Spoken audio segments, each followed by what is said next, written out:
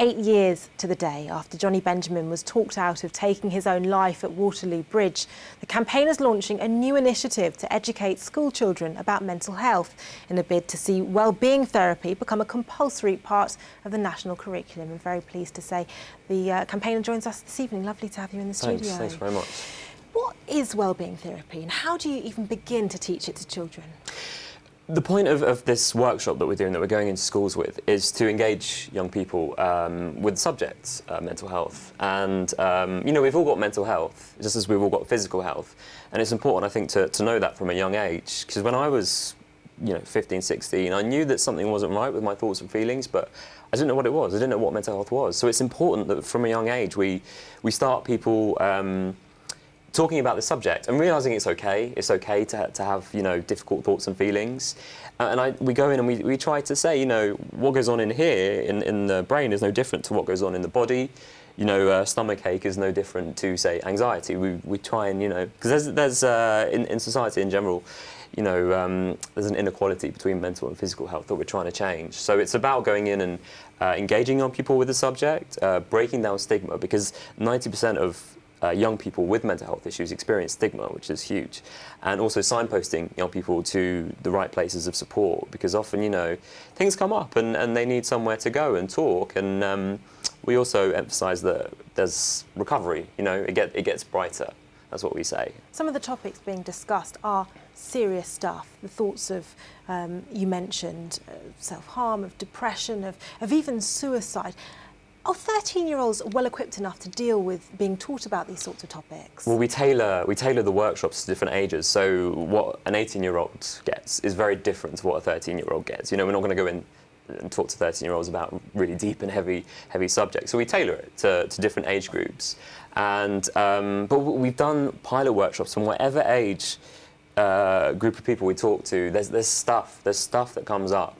And we go in with a therapist, and the therapist sits in a room next door called the Think Well space. And always the therapist is used a lot. It's the first time a lot of them get a chance to talk about what's on their mind, their thoughts and their feelings, and always a lot comes up. Young people are, I think, under more pressure than ever before.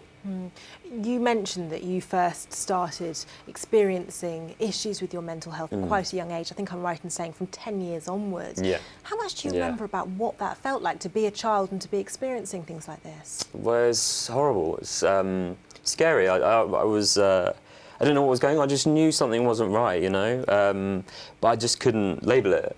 And I was embarrassed, and at school they showed us One Flew Over the Cuckoo's Nest, and I saw that film and I was like, oh my goodness, is that what it means to have a mental illness? And that was the only thing I really took away, and that's why I kept it hidden. I kept it silent from family and friends, because I was scared that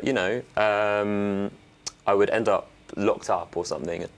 I thought I was mad and all these things. So I don't want any young person to go through what I went through, basically. This is why launching the workshop and going into schools, don't want any young person to go through what I went through in silence as well. How much of a difference could a campaign like this have made to your schooling?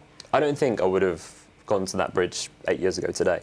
If someone would have just come into my school and said, this is what mental health is, it's okay to have these thoughts and feelings, and this is where you can go to get help, because I didn't know where to go and get help, and survey that we looked at found that almost half, 45% of young people struggling with their mental health do not know where to go and get help, and that number's too high. Almost 8 years ago, no, exactly 8 years ago to this day, that, as you mentioned, that you found yourself in that situation. And since then, you've had a really inspirational journey in which it's been documented on television. You've done so much work. What do you hope people will take from your experiences? Well, a number of things, I suppose. That it's okay, it's okay to go through these things. I say to people, it's okay to have, for example, suicidal thoughts and feelings. They're human, but we just don't talk about them. And that you can overcome these things. For example, suicidal thoughts and feelings are temporary. And just by talking about them, that's the other thing, is talking. By talking about all these things, it makes such a big difference. And there's support out there. There's so much support, and you can recover. You can recover, and you can learn to manage your mental health. I've learned tools to manage my mental health now, and anyone can do that. And that's the message that I want to get out there.